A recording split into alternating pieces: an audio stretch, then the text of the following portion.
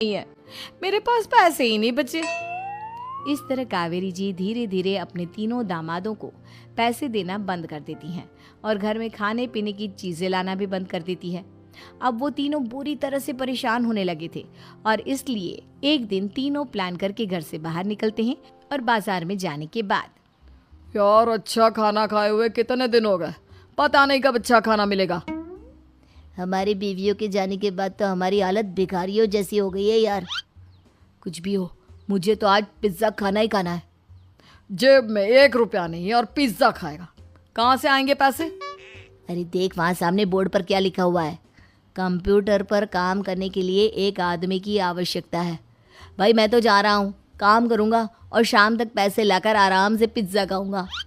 जा जा, तुझे कोई काम नहीं देने वाला, हम तो घर जा रहे हैं। चल भाई सुमित। सुमित और अविनाश वहाँ से चले जाते हैं और विवेक उस कंप्यूटर शॉप पर सारा दिन काम करके 5,000 रुपये कमा कर घर लौट कर आता है और अपने खाने के लिए अच्छी अच्छी चीज़ें भी लेकर आता है। ये देखकर विवेक और सुमित के दिल में भी कुछ पैसे कमाने की इच्छा जागती है। अरे सुबह सुबह कहाँ चल दिए तुम? मम्मी जी एक बहुत अच्छी जगह मिली है, कंप्यूटर पर काम करने के 5,000 मिले थे कल मुझे। अगर रोज़ काम करूँगा तो पूरे 40,000 की तनख्वाह। अरे वाह, ये तो बहुत अच्छी बात है दामाद जी, आपको जाना ही चाहिए।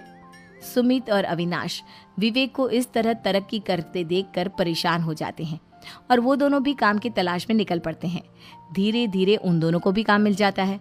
अब कावेरी के तीनों दामाद छोटी मोटी नौकरी करके अच्छा पैसा कमाने लगे थे। एक दिन कावेरी उन्हें अपने पास बुलाती हैं। अरे वाह, विवेक 40,000 कमा लेता है, अविनाश 60,000 और सुमित तुम भी 40,000 के आसपास कमा ही लेते हो। कुल मिलाकर तुम अच्छे खासे पैसे कमा रहे हो बेटा। हाँ मम्मी जी, बहुत मज़ा आता है जब महीने के एंड में मोटी रकम हाथ में आती है। पूछिए मत मम्मी जी, घर में रहकर रोटी बना बना कर और तो जैसा महसूस होने लगा था मुझे तो। हाँ बेटा, तुम तीनों की बात तो बिल्कुल ठीक है और जानते हो अब तुम तीनों की पत्नियां भी वापस लौट कर आने वाली है। लेकिन मम्मी जी अभी तो उन्हें गए सिर्फ 2 महीने हुए हैं, आपने तो कहा था वो 4 महीने के बाद लौट कर आएंगी। ऐसा कुछ नहीं है बेटा, मैं सिर्फ तुम तीनों को सबक सिखाना चाहती थी कि आदमी घर में बैठकर बीवी की कमाई खाता हुआ अच्छा नहीं लगता। इस दुनिया में हर इंसान को मेहनत करनी चाहिए, काम करना चाहिए, चाहे वो औरत हो या आदमी, ताकि अपने परिवार को संभाल सके। कावेरी की बात सुनकर उन तीनों को अपनी गलती का एहसास होता है और कावेरी उन्हें सच बता देती है कि ईशा, सुहाना और मोहिनी शहर में ही कहीं दूसरी जगह रह रहे थे।